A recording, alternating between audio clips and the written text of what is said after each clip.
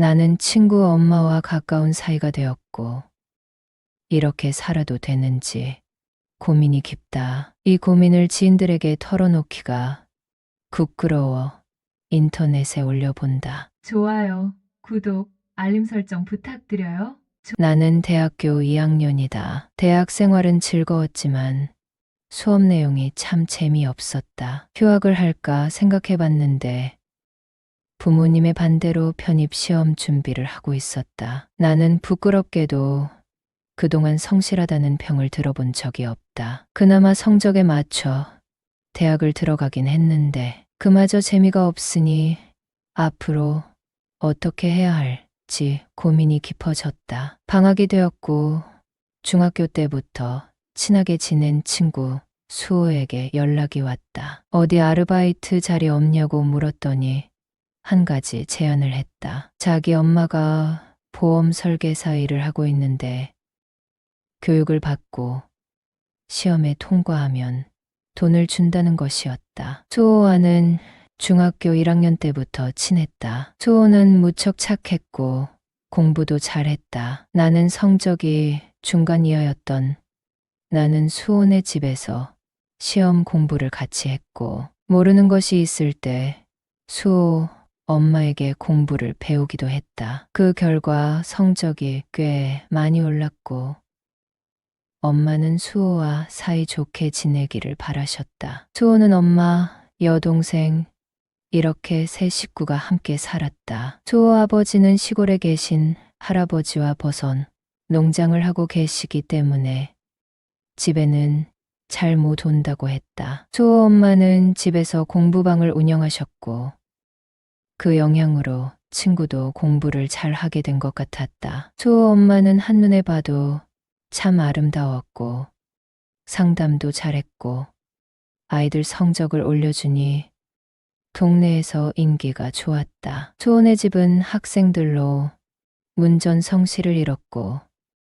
친구 엄마는 체점, 아르바이트생까지 쓰면서 공부방을 운영했다. 우리 집은 경제 사정이 비교적 넉넉한 편이었다. 아버지는 자영업을 하셨는데 꽤 안정적인 사업이었다. 할아버지 때부터 사업을 해왔고 이 지역에서 나름 유지로 불리고 있다. 내 성적이 오르다 보니 친구 엄마에게 과외를 부탁했고 주요 과목을 배워 상위권에 진입하게 되었다. 수호는 과학고를, 나는 그 지역에서 꽤 공부를 잘하는 아이들만 지원한다는 학교에 들어가게 되었고 자연스럽게 멀어졌다. 고등학교 때 수호 엄마에게 과외를 받다가 학원을 다니며 공부를 했지만 성적을 올리기엔 너무 힘들었다. 학교 시험 자체가 너무 어려웠고 공부를 잘하는 친구들이 너무 많았기 때문이었다. 그때 나는 철없는 생각을 하게 됐다. 우리 집이 이렇게 잘 사는데 대학은 대충 가도 되겠지. 아버지의 사업을 물려받으면 되겠지 하고 말이다. 집에서 가까운 인문계에 고등학교로 전학을 가고 싶은데 부모님은 반대하셨고 나는 별 노력 없이 학교를 다니면서 성적은 중간 이하를 유지했다. 수도와 가끔 연락을 했고 고등학교 3학년 때 엄마가 건강상의 이유로 공부방을 그만두셨다는 얘기를 들었다. 초기암이었는데 수술하고 1년은 쉬어야 한다고 들었다. 나는 저축해 두었던 돈으로 건강식품을 사서 병문안을 가기도 했다. 여전히 예쁜 수호 아줌마는 기운이 없어 보였으나 살고자 하는 의지가 컸다. 그리고 대학생이 되어 수호 엄마를 다시 만나게 된 것이었다. 수호 엄마는 1년간 집에서 푹 쉬면서 보험 설계사 영업에 도전하게 되었고 현재 즐겁게 일하고 있다고 한다. 나는 그동안 보험에 대해 깊게 생각해 본 적도 없었고 관심도 없었는데 교육 내용이 다소 난해하기는 했지만 나름 재미있었다. 보험회사에서 나눠주는 소소한 생활용품을 들고 집에 가면 엄마가 꽤 기뻐하셨고, 교육받는 동안 아줌마들과 점심을 먹는 시간이 좀 뻘쭘하긴 했지만 나름 재미있었다. 시험은 가볍게 통과했고 임시 코드가 나왔다. 그때까지는 몰랐는데 교육을 더 받아도 된다고 해서 방학 기간 내내 교육을 들었다. 우리나라에서 제일 큰 보험회사에서 해주는 교육은 피가 되고 살이 되었다. 비교적 어린 나이에 이런 교육을 듣는 것이 큰 자산이 될 것 같다는 생각도 들었다. 영업을 할 생각은 없지만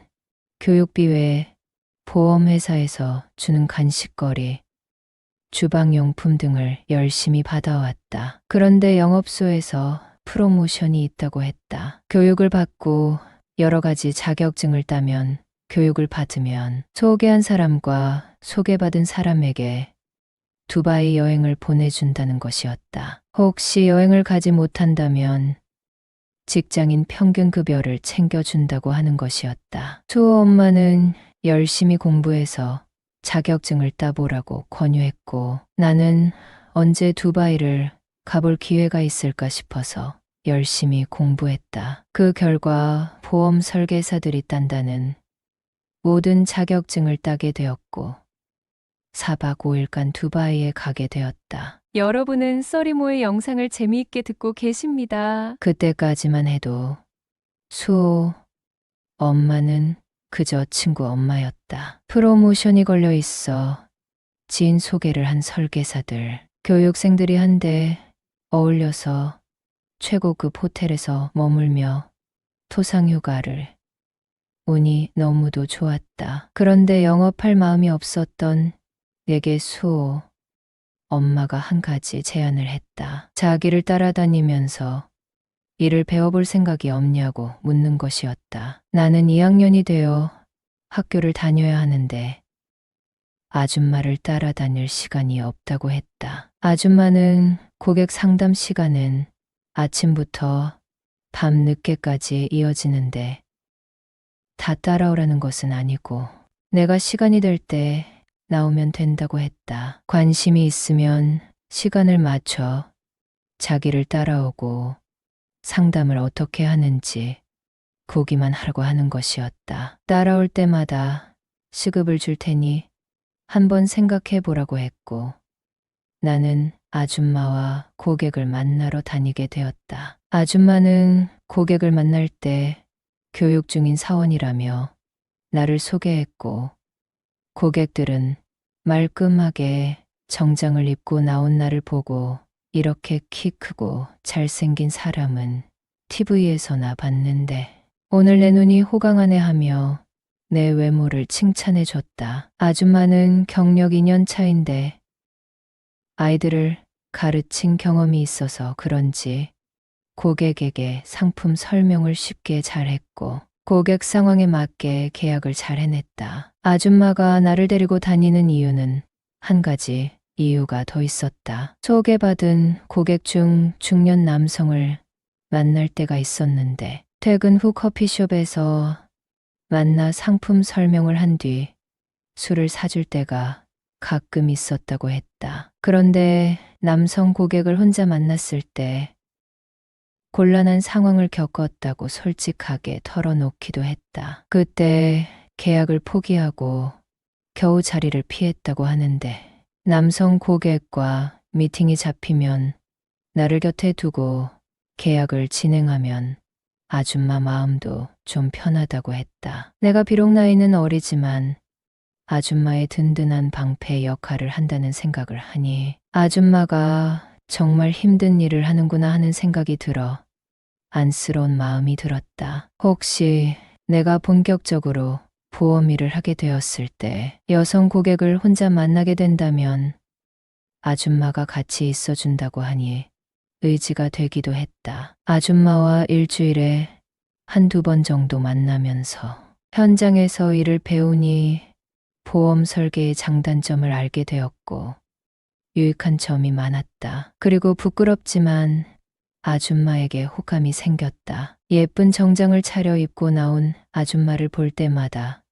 설레기 시작했을 무렵에 일이 생겼다. 그날은 부부가 상담을 받으러 나왔다. 아줌마 동창의 지인인데 아줌마에게 상당히 예의 없이 구는 것이 무척 거슬렸다. 영업일이라는 게 사람의 비위를 맞춰주고 계약을 성사시키는 일이라지만 그 부부는 정말 똑같이 재수가 없었다. 통상적으로 고객을 만나 식사를 하거나 차를 마시면 설계사가 비용을 다 낸다. 계약으로 이어지면 설계사가 받는 수당은 훨씬 크기 때문이다. 그런데 그 부부는 보험 상품 설명은 제대로 듣지도 않고 밥과 술을 얻어먹으러 나온 것 같은 느낌이었다. 아줌마는 불쾌한 내색 하나 없이 성의껏 설명을 해줬고 그 부부는